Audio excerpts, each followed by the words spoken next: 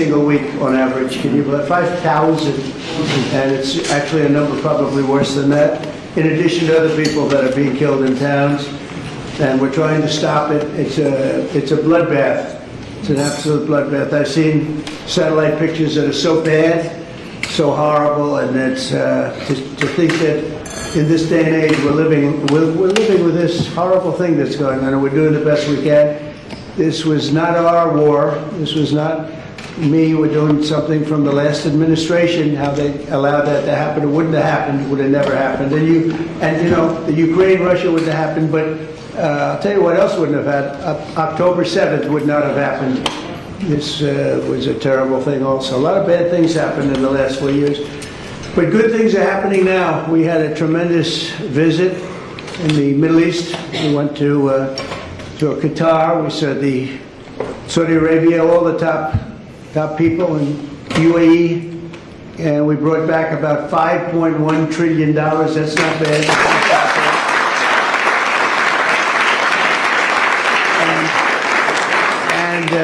It's being credited as one of maybe the most successful visit that anybody's ever made to any place. There's never been anything like this.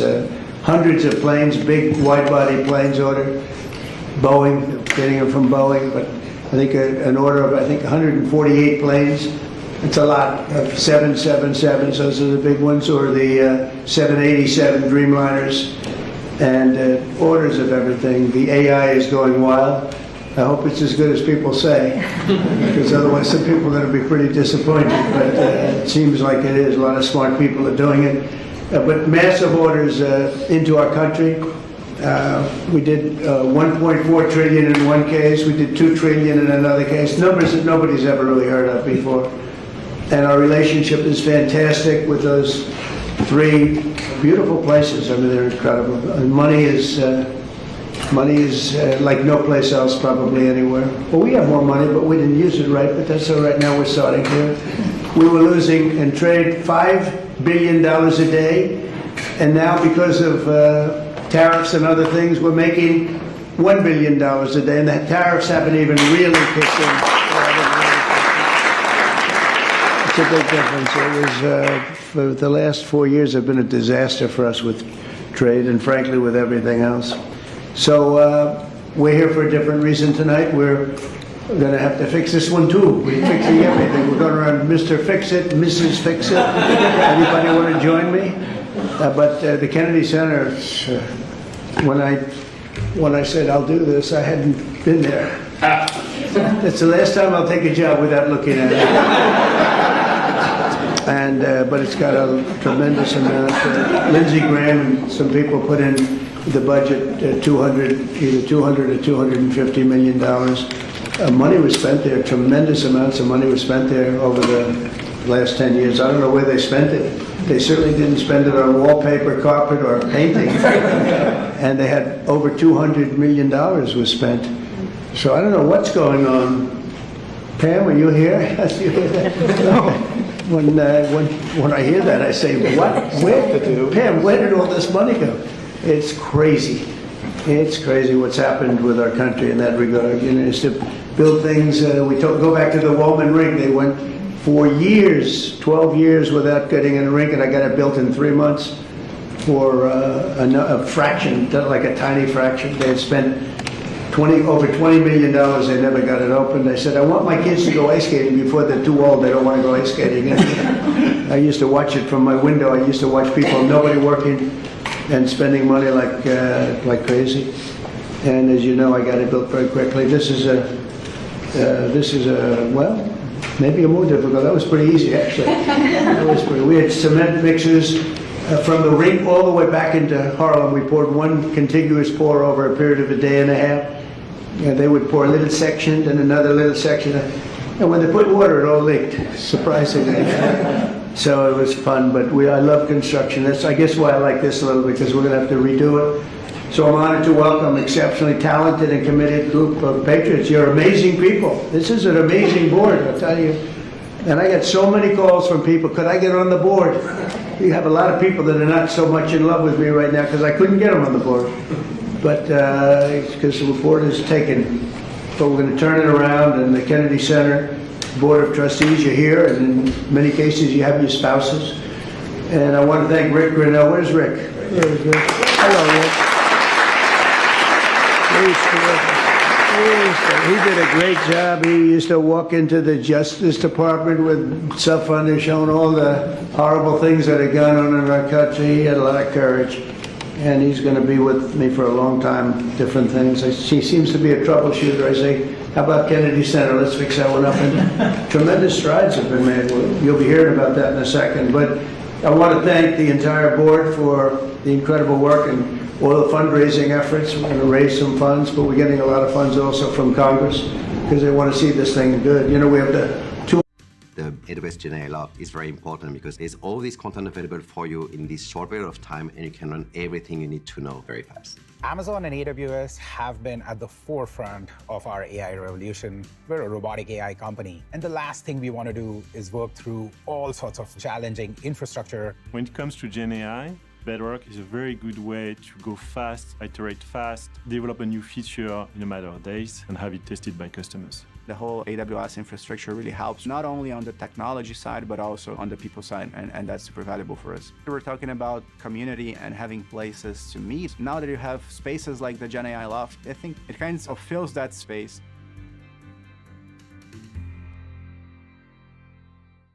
We're going to do some good things, but the basics are there. The location is phenomenal. The importance of the building is phenomenal. And we'll have some very interesting plans. I always thought they should have built a beautiful performing center, open air, facing out over the Potomac. They didn't do that. They built these crazy rooms underneath. They built 3 tiny little stages, very expensive. Someday maybe somebody will occupy one. They're underground. In fact, when I look from a distance, you know, you see these like hubs, concrete hubs, and I thought it was modern art, you know. Well, here we go with the modern art blocking everybody's view. And when I actually went over there, I said, no, it wasn't modern art. It was meant for a door to be in, so you go down to these rooms. So I don't know what the hell they were doing, but they spent a lot of money. And it's just not possible that they could have spent it so poorly. But we're going to turn it around. That's what I love doing. I love turning things around. Turnaround artist. I'm doing that with the country. Believe me, we're doing it. We're doing a job. We are hot. We are hot.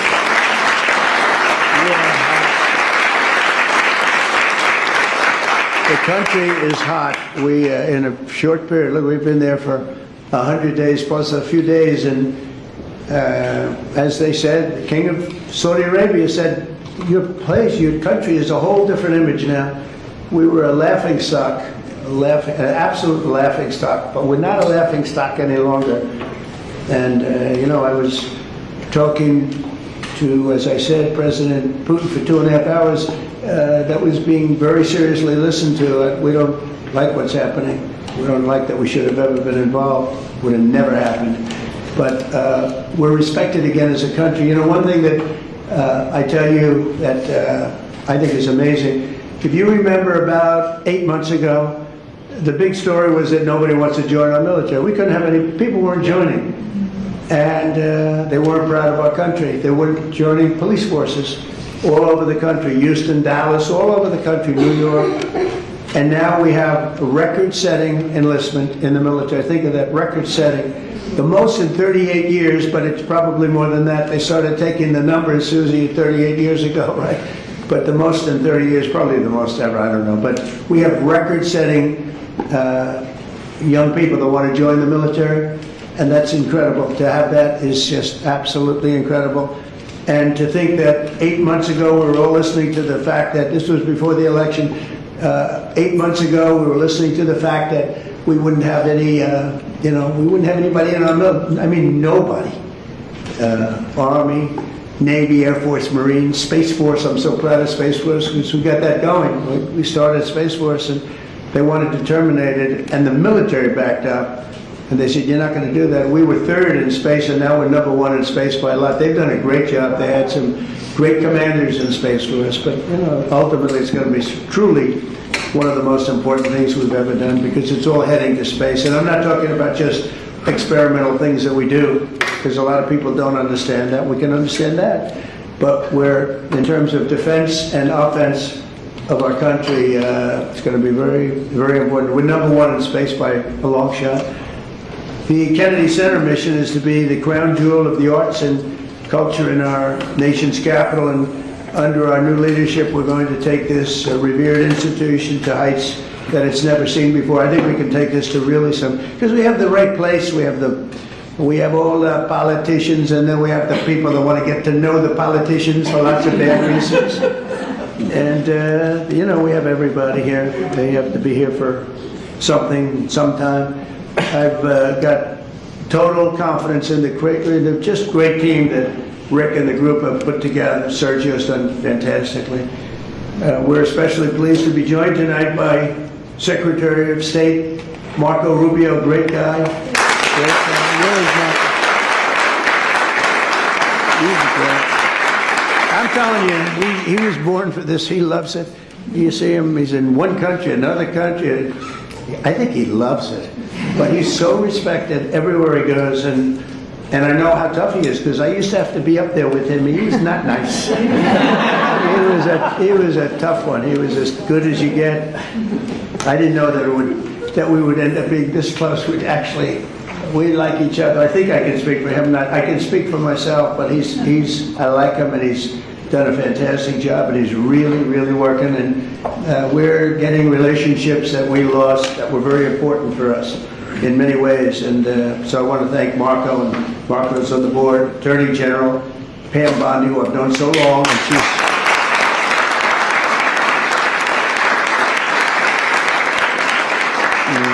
she's married to the best-looking guy in the room, I must say. But she is the man.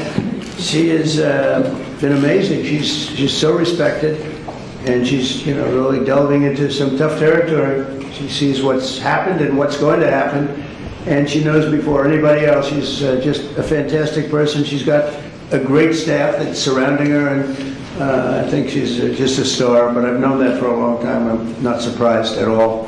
So thank you very much, Pam, for the job you do. And by the way, she was the Attorney General of Florida, so she had plenty for a long time and never had a problem. I can't remember a problem. And she kept everybody safe, and they felt very secure. Now she's doing it on an even bigger. Who would have thought it would have been a much bigger level, right? But she gets it. Secretary Howard Lutnick is here with his wife Allison, and he's great.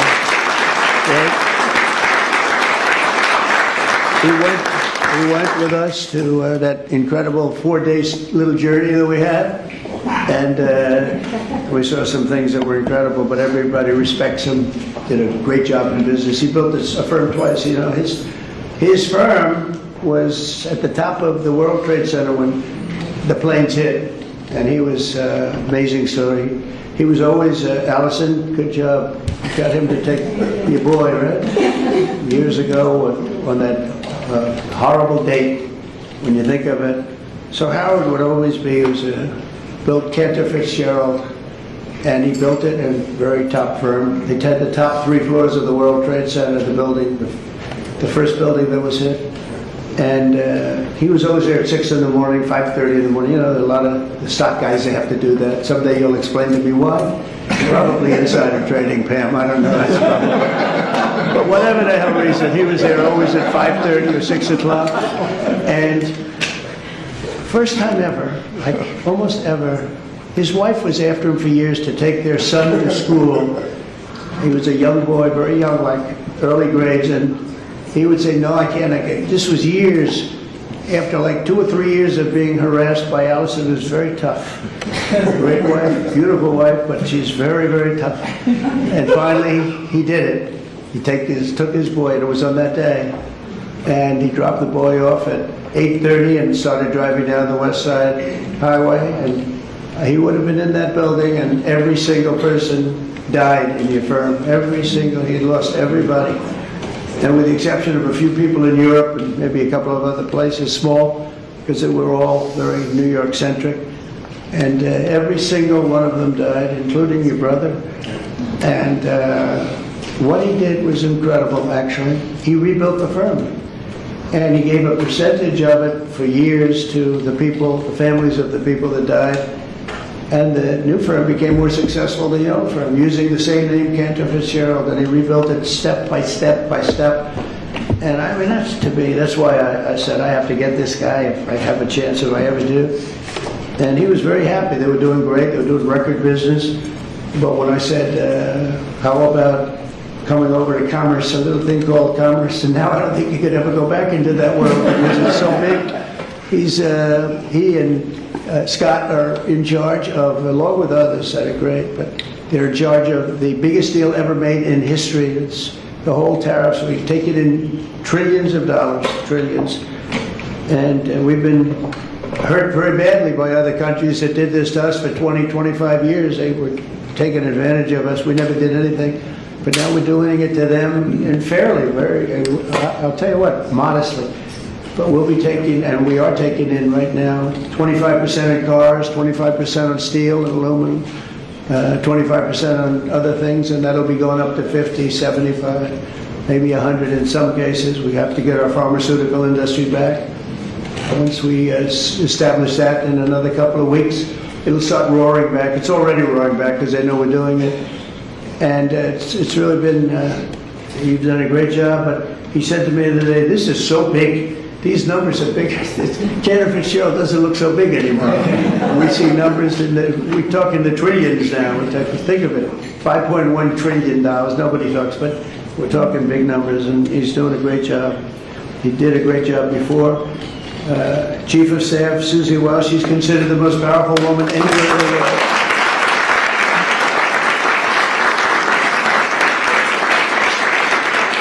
She's the most powerful woman in the world. And a lot of people are saying that, but she had a couple of articles, and I said, you know, it's actually true. She can wipe out a country with just a mere phone call. It's the end of the country.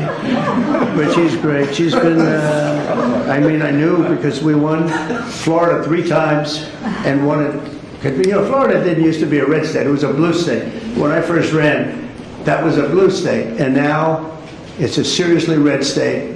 And it got more and more, and we're going to keep it that way. But Susie ran it, and we won by a landslide, and the Republican hadn't won. You know, you had a Democrat senator, you had 2 Democrat senators, but you had a Democrat governor, you had a lot of Democrats.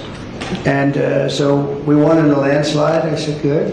Then the next time I won again in a much bigger landslide, and anybody I endorsed also won. And I said, that's good. And then when it came time to do this, after the election was rigged, the second one was rigged, whether you like it or not, it was rigged like nobody's ever seen. And now people are seeing it. Now people don't even fight me. You know, they used to say, sure, it's not really, it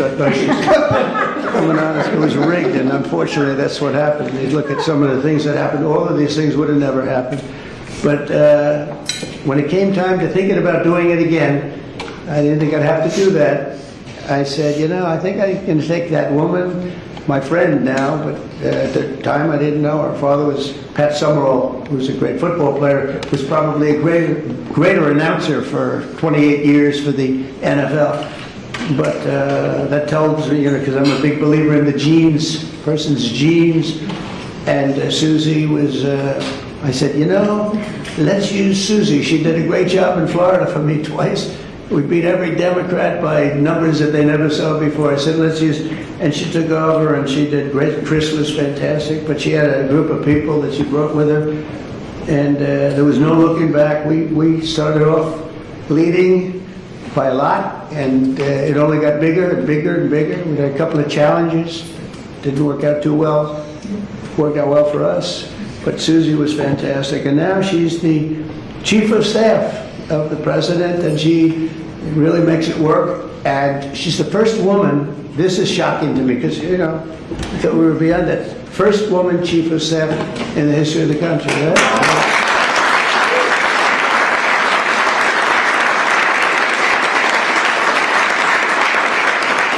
And she's doing a great job, and you know, those men are scared. She sits in the back of the room, she watches them like this. She doesn't want publicity, she doesn't want to be on camera, she doesn't want stories, but they're up there yapping, and if they start yapping the wrong way, it's not pleasant for them. She's great. And we have a friend of mine, a man that I endorsed, and he proudly went through the roof, Jeff Landry, governor of Louisiana.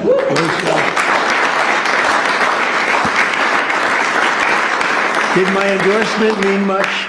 When I endorsed you, he became a rocket ship, right? We avoided, what's that? We won in the first round. Yeah, that was good. We didn't want to run. We didn't want to go a second round.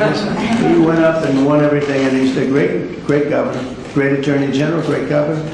So it's great to have you. And we have so many people here that we're not going to do that, but we may play around in a little while because we're going to have some fun tonight, and we'll talk about this, but we'll talk about other things. But we might talk about some of the questions you may have. We're looking to get the one great, big, beautiful bill. It'll be the greatest tax cuts in history. If we don't get it, that means the Democrats will accept us, and that means people will get a 68% tax increase, the largest in history. And if we do get it, we're going to have the largest tax decrease in history. And all my life, I've watched politicians screaming, "We will cut your taxes." This is the only group where they say, "We're going to raise your taxes," and they think they're going to win. There's something wrong with them. I don't know what.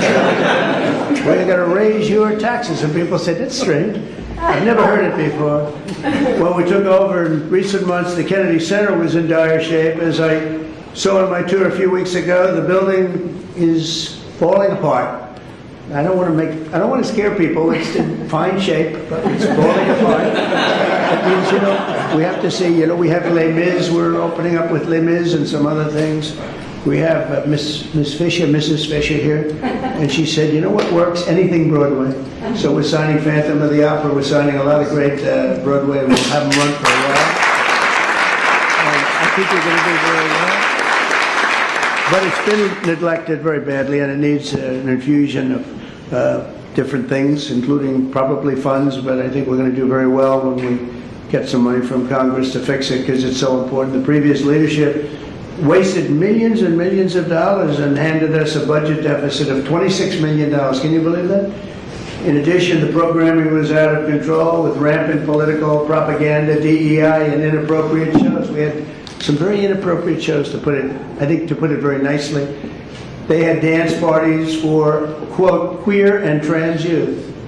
And I guess that's all right for certain people. Quote, and I'm just quoting, I'm not saying it, queer and trans youth. That wasn't working out too well. They had a Marxist anti-police performance. And they had lesbian-only Shakespeare, which is different. Who thinks of these things? It's different. Oh, we're bringing our country back so fast. The military is so much better. Everything, it's just gone. They had people who are paying them $400,000 or $500,000 a year to teach DEI. Just 12 weeks, our new board has balanced the budget. Think of that in 2026 budget. That's a pretty good job you've done. So that's amazing. So the 2026, I told you it was 25 million unders balanced now for the fiscal year. Eliminated DEI initiatives in all cases, brought back family-friendly programming that will attract large audiences once again, and launched a plan to renovate the building and reclaim the grandeur as a landmark, really a Washington landmark, which it always was. The Kennedy Center will also play an important role in our national celebration to commemorate the 250th anniversary of America's founding. So we have three really big. We have that. We have the 250th anniversary of America's founding. That's a big deal. And we have the Olympics, and we have the World Cup. And, maybe I got lucky because I got the Olympics and I got the World Cup. I did nothing to help the 250th anniversary. If I take credit for that one, then you'll say, I think he's exaggerating. But two of the three, I got the Olympics, I got the World Cup. And I said to myself when I got them, it was my first term I got them, President Obama would not take the calls from the Olympic Committee, refused to take the calls, I think because he traveled to Oslo or wherever he went, and very far away, in order to get the Olympics, the previous Olympics, and I said, well, that's great. That means we got it, because what president would travel to come in fourth place, which is what we came in fourth place. And so he was so angry, he wouldn't take the call. So I got a call from, at the time, the mayor of Los Angeles. Los Angeles is not looking too good with what the water. We just sent so much water down their way, they didn't want to take it because it was bad for the environment. They said, no, water's good for the environment. They would have had it, when I told them to get it, they wouldn't have had the fires, or it would have been very small. But we took so much, and we were looking at the Olympics, we were looking at other things, and Obama went there, and all that travel, all that everything, and think, who would go there unless you know the answer? You have to know the answer. You can't be embarrassed as president. No president's ever done that. And I give him credit, he went, but he should have known the answer. Let's go deal making. And he didn't, and they put him in fourth, and he was so angry that it hurt his whole thing. He didn't want to talk to anybody, so I got a call from the mayor, and he said, sir, you're the president-elect. I was president-elect at the time. The president will not speak to the Olympic Committee, and I understand that, but a little bit his fault, I guess. He was very embarrassed by that. And I said, I'll speak to him. And I spoke to this gentleman who was obviously Scandinavian, seriously Scandinavian, and very nice. I couldn't get him off the phone because he was so starved for love. He just kept, I must have had him for 2 hours, I couldn't. I said, sir, I have to go, president-elect. Yes. All I said to him, yes, yes, yes, we will take good care. They wanted to know that if they choose us for the Olympics, will we treat them nicely? And I said, we're going to treat you like so well, like you've never been treated. And then he wanted to talk about anything because nobody would talk to him. Now he talks to him. And we got the Olympics, and then we got through Johnny, who's the boss. He's a friend of mine, and we got the World Cup. I got them both, and I said, man, I won't be president. I got the Olympics and the World Cup, and I won't be president. And they're going to forget that I got them. Nobody's going to mention it because, you know, a little bit, that's the way life is. And then they rigged the election. And then I said, you know what I'll do? I'll run again, and I'll shove it up their ass.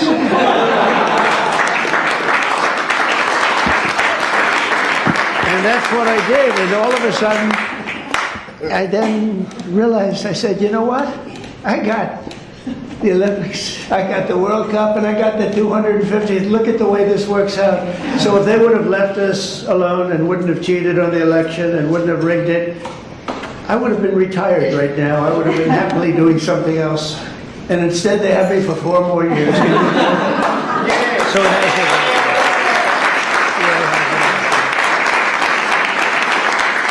So instead of putting forward programming that tears our country down and tears our country apart, the Kennedy Center should be the nation's premier venue for lifting up the best of our country and lifting up the American arts, theater, music, and culture. And together, it's really an honor to be like, I mean, I have so many friends on the board. It's a hot board, just like we have a hot country. You know, we have a hot country. Our country was stone cold 8 months ago.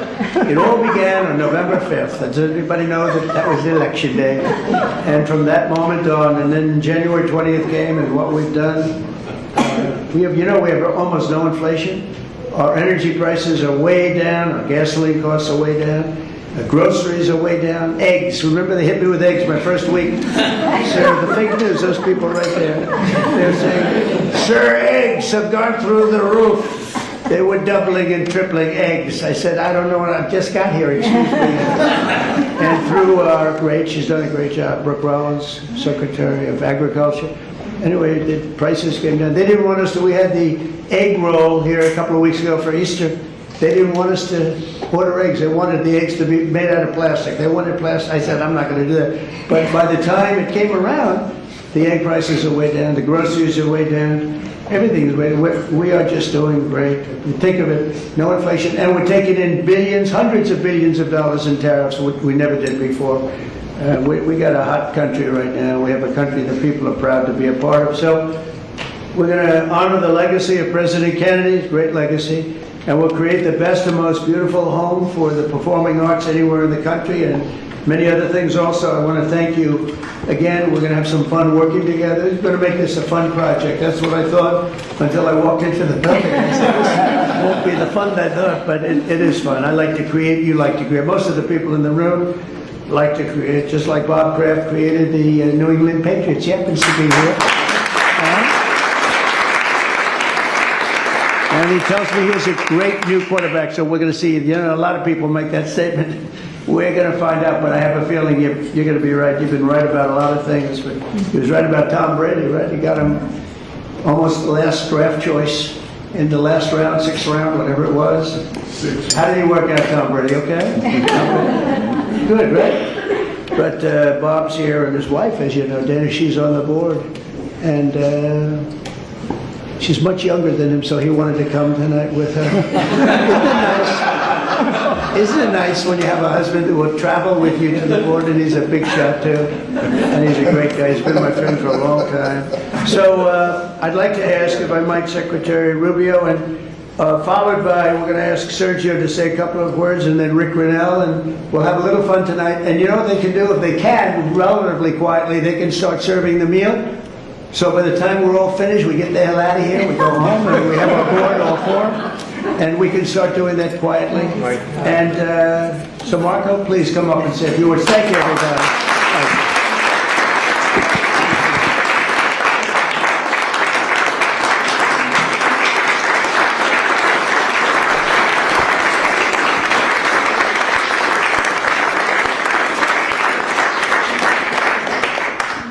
Well, thank you all for being here tonight. It's an unusual day. You know, it's not often you wake up in the morning and your first meeting is with the Pope and your last meeting is a dinner with the President of the United States. That's a heck of a day.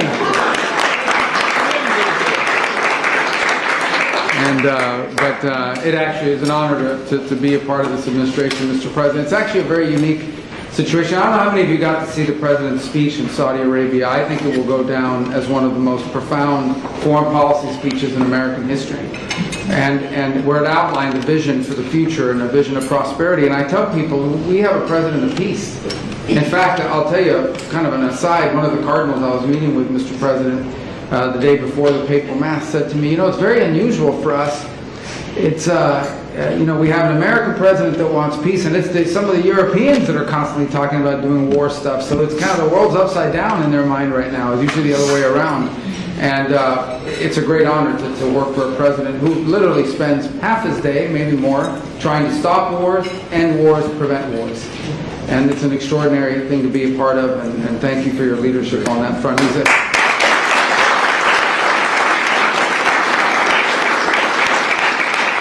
A key part of the speech he gave, and I just summarize it this way: our president is a builder, not a bomber. He wants to make things, he wants to build things, he wants people to have prosperity and to be happy. And frankly, he knows we have to have national defense because, of course, that's the world we live in. But I think one of the things that troubles him deeply is how much money has to be spent on some of this military and war, because it's just the way the nature of the world is. He'd much rather be spending growing the economy and doing the deals that we've seen, and he's trying to convince other countries of that as well. It's an honor to be a part of this tonight for a few moments because you have an opportunity here. You know, the Kennedy Center is the showcase of American excellence in arts and culture, and that's what it needs to be again.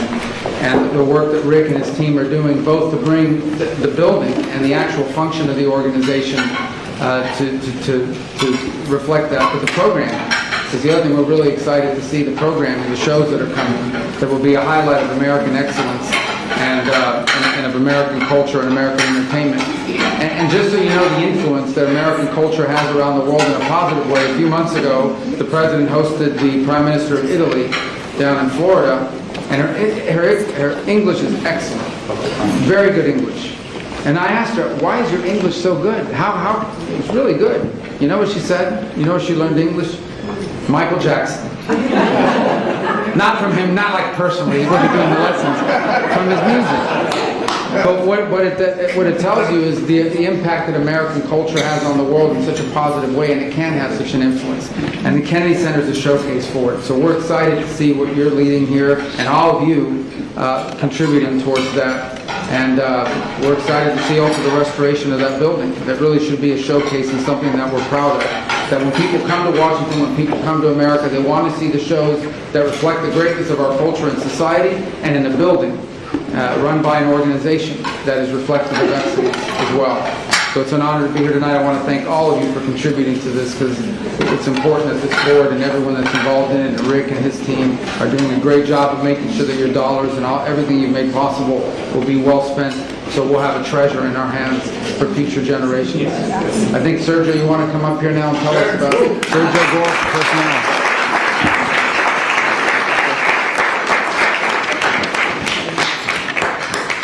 Good evening. It's an honor to be here with all of you. We're here to honor the spirit that makes America exceptional. Under President Trump's leadership, we're witnessing the revitalization of American culture, a return to the values that fuel our greatness. I can't think of a better chairman of the Kennedy Center than President Trump. And a lot of you know his incredible record when it comes to dealing with these individuals who become American icons. So from Michael Jackson to hosting Pavarotti many times, to Andrea Bocelli, to incredible individuals that have changed the landscape of art and music. A couple of years ago, we were publishing a book, and it was called Letters to Trump. And we would open a box that's been closed for decades. And the letters that would show up in these boxes were just absolutely incredible. And there was a letter from 1986. And it was written to, "Dear Donald, I have a new show opening up. And I'd love for you to attend. It's called Phantom of the Opera." Signed, Andrew Lloyd Webber. And so there's nobody more qualified to lead this institution than President Donald Trump. America's had an incredible run for the last 250 years, minus the last 4 under the previous administration. And so we hope under his leadership, under his vision, under this entire team, the next 250 will be just as great.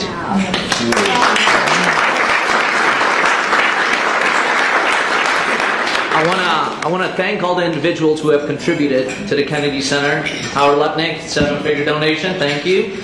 And we have a lot of other individuals who are looking to contribute. Anthony, you're nothing but cash, we know that.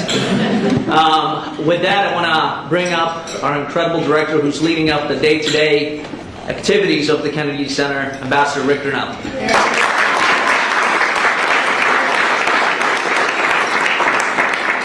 I'll be very quick.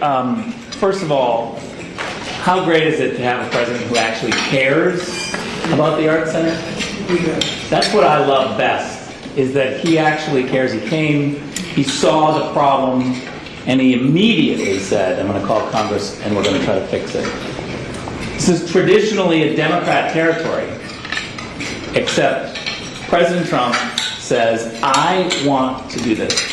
I have to tell you, President Trump is actually saving the Kennedy Center, because there is discussion right now of whether or not to take it down. The deferred maintenance of the Kennedy Center is criminal.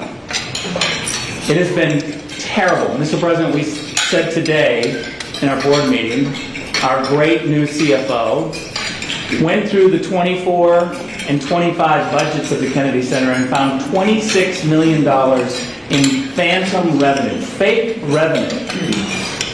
It's criminal. We're going to refer this to the U.S. Attorney's Office here. We're lucky enough to have the Attorney General on the board of the Kennedy Center who heard all the details today. She heard the details. And this is unacceptable in America, to have a fake revenue of $26 million fraud on previous donors. It's unacceptable. But I'm here to tell you that what we have is total transparency now. We want people to go through the budget. We want them to question it. We announced our program today, which is literally shocking the media, because they're saying, okay, this is pretty good. We're not getting criticized for the programming, because guess what, Mr. President? When you pick programs that are popular with the public, they respond. People buy tickets. It is popular when you do programming for the masses. As I said today, I am somebody who loves niche programming in the arts. I am somebody who embraces it. It's not for everybody, but I like to be challenged by the arts. I like it when somebody can teach me and make me a little bit uncomfortable in a show. But one thing that we're not going to do at the Kennedy Center is inappropriate content for children. We're going to protect children. and we're going to make sure that we are absolutely not losing money on our program. We can't do arts education if we don't have enough money and we have fake revenue coming in. So I promise you, and this board today responded incredibly well. I can't thank you all enough. Jennifer, thank you for being the chair. Thank you for every single board member. Your commitment is amazing.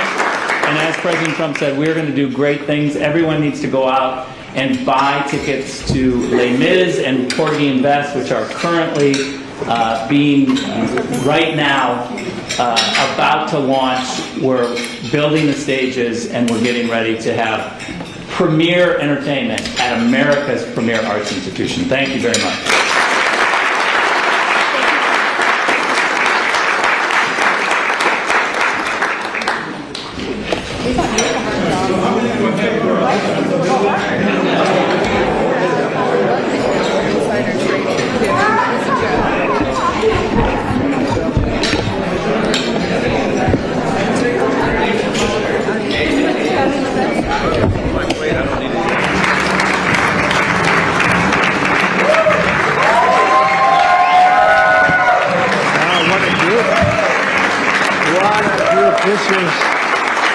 There's the great Steve Wynn. Hi, Steve. Hello, everybody. Hello. What a group of good friends. We're going to bring this place back. It's not so good. I thought it was going to be this beautiful. I hadn't been there in a while. I said, this is going to be beautiful. It's not looking too good. But we're going to bring it back. Why don't we sit down and tell you about our day? Should I tell you about the day first? Yeah. My little conversation with a nice gentleman named Vladimir Putin. But we had, actually we had a good talk, and I think that progress is being made. 5,000 young soldiers are being killed every single week on average. Can you believe 5,000? And it's actually a number probably worse than that, in addition to other people that are being killed in towns. And we're trying to stop it. It's a bloodbath. It's an absolute bloodbath. I've seen satellite pictures that are so bad, so horrible, and it's to think that in this day and age we're living with this horrible thing that's going on, and we're doing the best we can. This was not our war. This was not me. We're doing something from the last administration. How they allowed that to happen? It wouldn't have happened. Would have never happened. And you know, the Ukraine-Russia wouldn't have happened. But I'll tell you what else wouldn't have happened. October 7th would not have happened. This was a terrible thing also. A lot of bad things happened in the last 4 years. But good things are happening now. We had a tremendous visit in the Middle East. We went to Qatar. We saw the Saudi Arabia, all the top people in UAE. And we brought back about $5.1 trillion. That's not bad.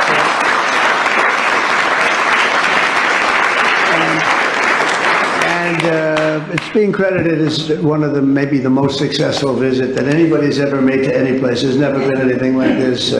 Hundreds of planes, big wide-body planes ordered. Boeing, getting them from Boeing, but I think an order of, 148 planes. It's a lot of 777s, those are the big ones, or the 787 Dreamliners, and orders of everything. The AI is going wild. I hope it's as good as people say, because otherwise some people are going to be pretty disappointed, but it seems like it is. A lot of smart people are doing it. But massive orders into our country. We did 1.4 trillion in one case. We did 2 trillion in another case. Numbers that nobody's ever really heard of before. And our relationship is fantastic with those 3 beautiful places. I mean, they're incredible. And money is like no place else probably anywhere. Well, we have more money, but we didn't use it right, but that's all right. Now we're starting here. We were losing in trade $5 billion a day, and now because of tariffs and other things, we're making $1 billion a day, and the tariffs haven't even really kicked in. It's a big difference. It was, for the last 4 years have been a disaster for us with trade and frankly with everything else. So we're here for a different reason tonight. We're going to have to fix this one too. We're fixing everything. We're going around Mr. Fix It, Mrs. Fix It. Anybody want to join me? But the Kennedy Center, when I when I said I'll do this, I hadn't been there. It's the last time I'll take a job without looking at it. And but it's got a tremendous amount. Lindsey Graham and some people put in the budget either 200 or $250 million. Money was spent there. Tremendous amounts of money was spent there over the last 10 years. I don't know where they spent it. They certainly didn't spend it on wallpaper, carpet, or painting. And they had over $200 million was spent. So I don't know what's going on. Pam, are you here? No. When I hear that, I say, what? Pam, where did all this money go? It's crazy. It's crazy what's happened with our country in that regard. You know, it's to build things. Go back to the Woman Ring. They went for years, 12 years without getting in a rink, and I got it built in 3 months for a fraction, like a tiny fraction. They had spent over $20 million. They never got it open. They said, I want my kids to go ice skating before they're too old. They don't want to go ice skating. I used to watch it from my window. I used to watch people, nobody working, and spending money like crazy. And as you know, I got it built very quickly. This is well, maybe a more difficult. That was pretty easy, actually.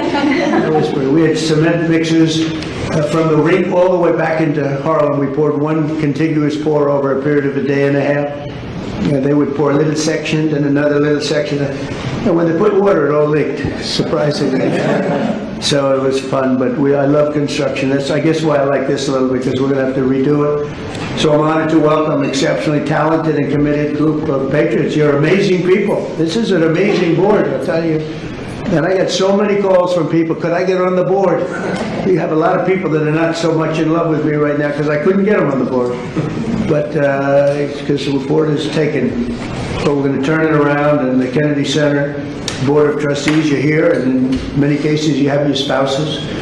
And I want to thank Rick Grinnell. Where's Rick? Hello, Rick. He did a great job. He used to walk into the Justice Department with stuff on there showing all the horrible things that are going on in our country. He had a lot of courage. And he's going to be with me for a long time, different things. He seems to be a troubleshooter. I say, how about Kennedy Center? Let's fix that one up. And tremendous strides have been made. You'll be hearing about that in a second. But I want